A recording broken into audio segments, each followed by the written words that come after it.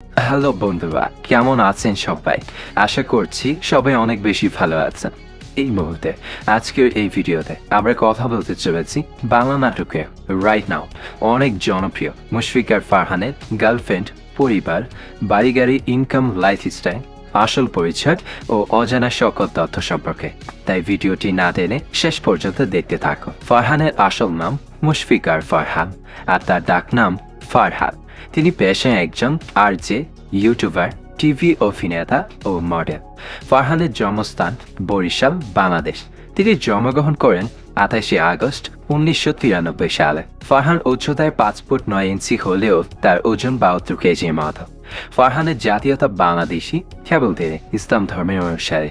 ফারহানের শখ হচ্ছে ভ্রমণ করা ও বন্ধুদের সাথে আড্ডা দেওয়া। ফারহানের শিক্ষা জীবন: তিনি নটরডেম কলেজ, ঢাকা থেকে পড়ালেখা শেষ করেন। ফারহান অভিনয় জগতে আত্মপ্রকাশ করেন 2013 সালে দেওয়ালের ওপারে তুমি নাটক দিয়ে।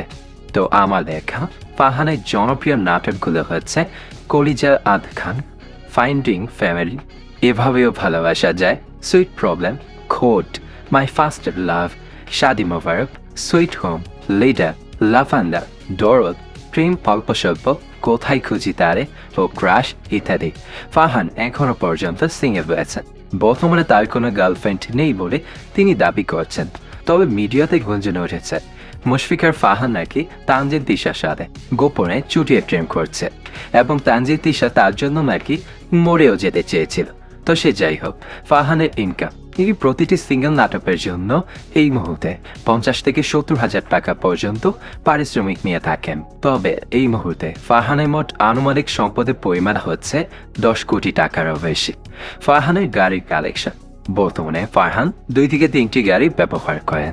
তো বন্ধুরা, ফারহানের নাটক দেখতে আপনাদের কাছে কেমন লাগে তা কমেন্ট করে অবশ্যই জানাবেন। ধন্যবাদ।